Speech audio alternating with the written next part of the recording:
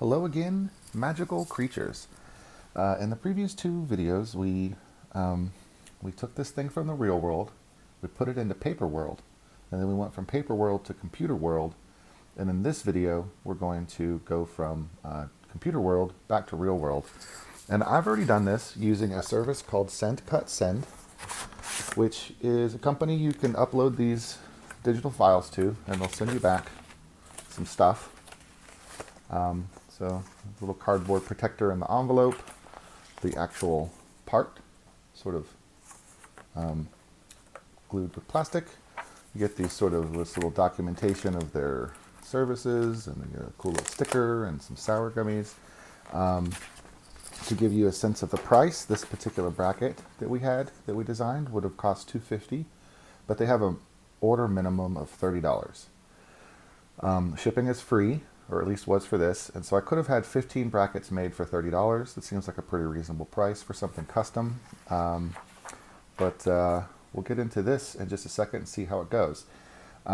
We had this part laser cut. We could have had it CNC milled, we could have maybe 3D printed it, but for this video we'll deal with Send Cut Send and laser cutting. And if we're going to do that, we should talk a little bit about a subtractive manufacturing process called kerf. So we have this little laser pointer here. So a laser would trace the shape of the line of the thing on the metal, and that heat would burn it away. And it may not be immediately obvious, but that laser point actually has a width to it. On camera, it looks like maybe it's 5 millimeters. The cutting point wouldn't actually be 5 millimeters, which you can see, versus what actually gets cut is smaller than that. But it kind of makes sense going back to something kind of more real world. So this blade on a piece of wood would go back and forth, and it would make this hole. And the idea of kerf is just how much of the material is lost from the process itself. And it's okay to just sort of estimate and say it's probably the width of the diameter. But even on this blade, if you look real closely, if it'll focus, this blade, the teeth are kind of jagged. So it actually winds up being a little bit thicker than the blade. You can see that gap there. And so you typically have to go send a part off or do some measurement, or the company will tell you in advance what the kerf is. I don't know what the kerf is for Send Cut Send. I went ahead and just went back to basics, because this will work with CNC mills. There's a backwards version of this for 3D printing. It'll work for basically anything. And if you remember on the first video, we just sort of got the drawing done. And then we went back the second time, we put it into variables, and we said height, width, and diameter, right?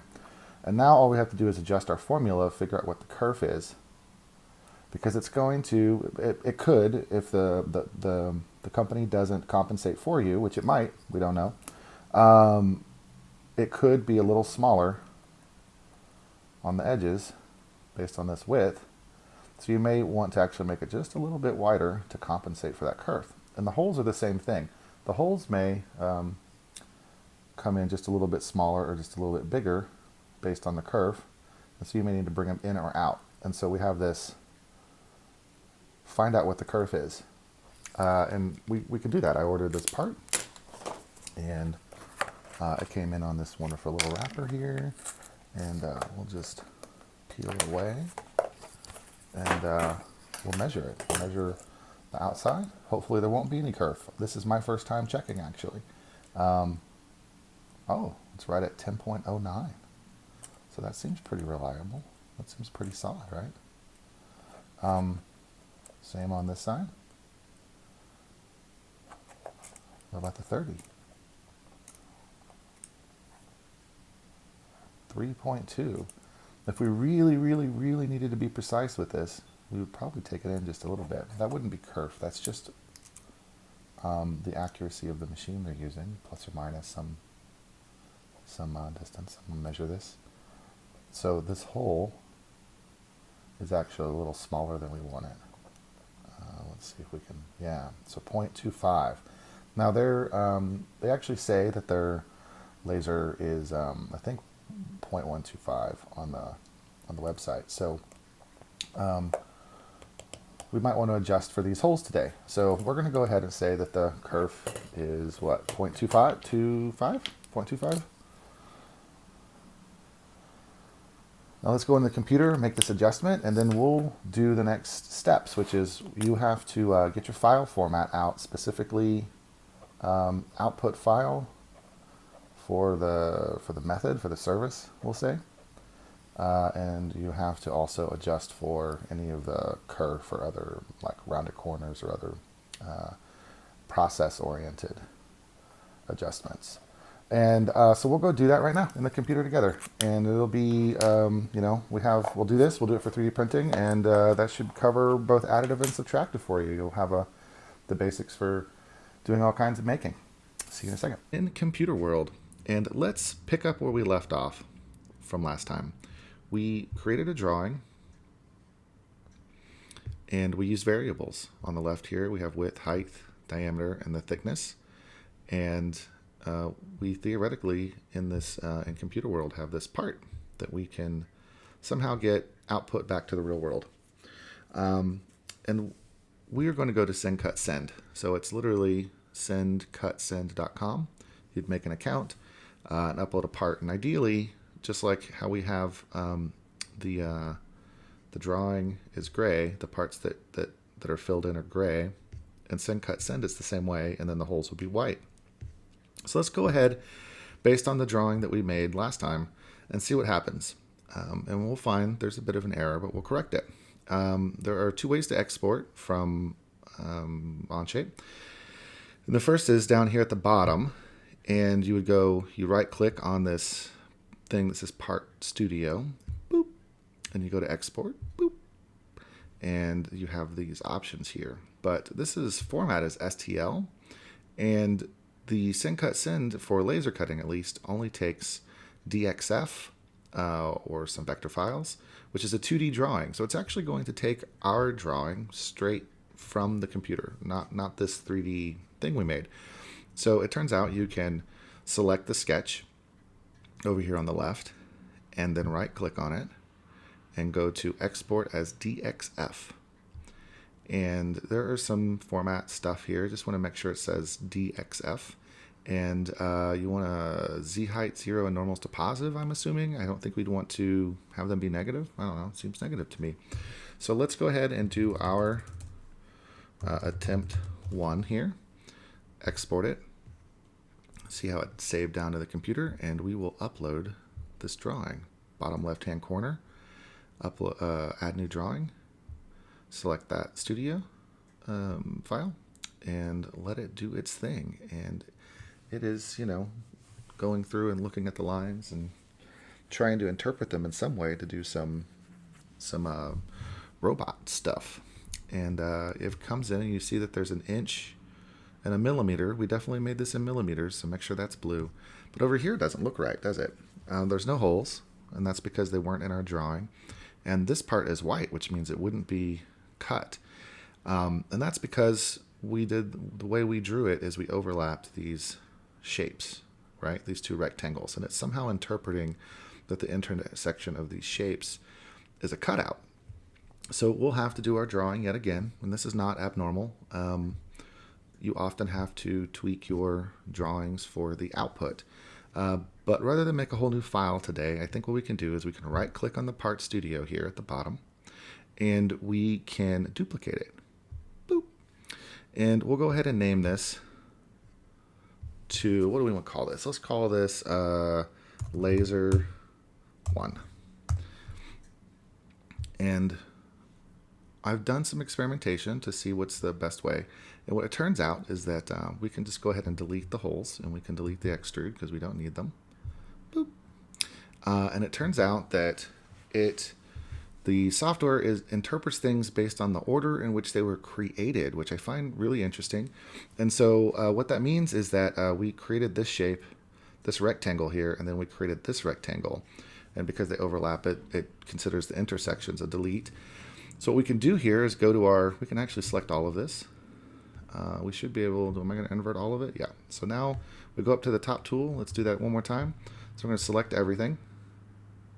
We have our variables here, which are great. We go back up to the top here, it says construction lines. We turn our solid lines into construction lines. We're going to use these for reference. And then we have, lines that don't count. Construction lines are not interpreted by the process to actually cut. And so what we want to do is create a single path solid. There's a few ways we could do this. We're going to do a very straightforward way. Over here we have a line. We'll click that line. We'll start just anywhere at any corner, and we'll just trace this thing. There's one. Boop. Boop. Boop. Boop. Boop. Boop. Boop. Boop. Boop. So now it's gone gray. And if we uploaded that, that would be correct. It would be solid, but there wouldn't be any holes. And the way you make the holes is actually to take advantage of that intersecting line. So we created the part that we want to exist first. It's all gray. And now we'll just go over with some holes right here in the drawing. There we go. Almost done. And we will make use of our variables here. Diameter. Hit Enter, and then escape to drop the tool. And then we go through each one of these little circles and select them all. And we want them to be equal, which is a little hard to find when the screen is this small. There we go. Equal. Boop. So theoretically, despite not having little white holes here, it will have them in Send Cut Send. So let's go test that theory. Hit the little checkbox. Boop. And we go over here one more time and right click on the sketch and export to drawing, and we will call this oh, it already says it. Well, it's attempt 2, but it's laser 1. We'll export that, go back to Send Cut Send, and it should look like the one that's already up. Take us just a second here. Wish I had some elevator music for you. And there you go. It looks right, doesn't it? It's 30 millimeters by 30 millimeters on the outside edge there. The holes are in the right spot. And we would go through here. We would select the materials. I selected aluminum. If you had a bracket that needed to be strong, you might select steel.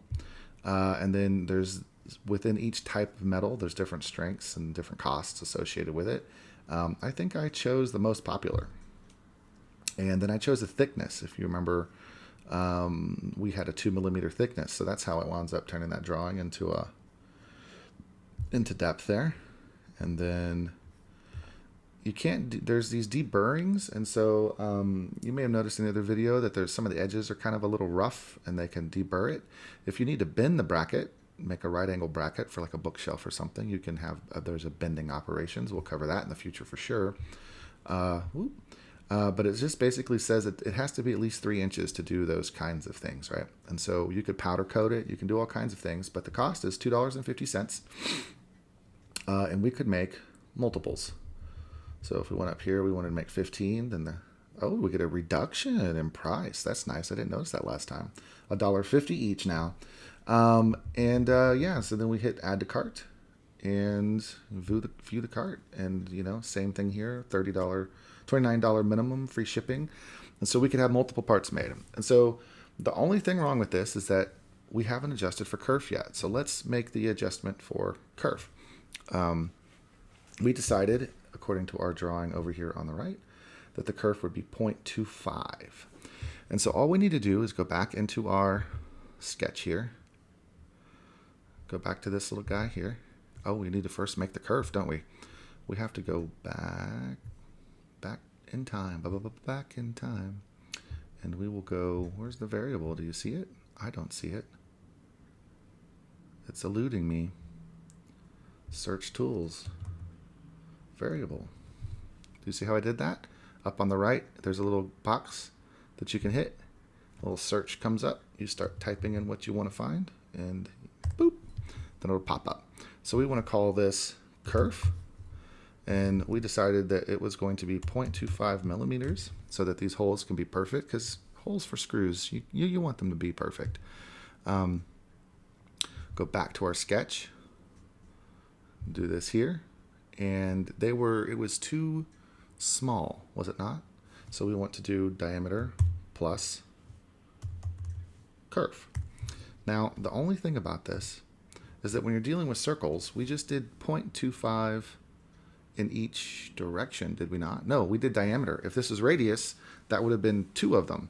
This is actually perfect. Since we did diameter, it's 0.25 on the outside, and now these holes will come back perfect. All we'd have to do is export it again. It's another attempt, and then run it through the process, and you're good to go.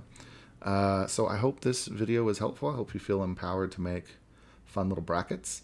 And we will get back. The next video, we'll do this process one more time, but for 3D printing has similar issues, but you don't have to send it anywhere. But you could go to a library. Almost all libraries in the nation at this point have 3D printing available for you. And there's some little adjustments we'll have to make to the file. And in that one, we will actually use the extruded part. So we'll actually be using the computer world 3D part. And so that'll be, I think, more fun for all of us. Have a great life if I don't see you again.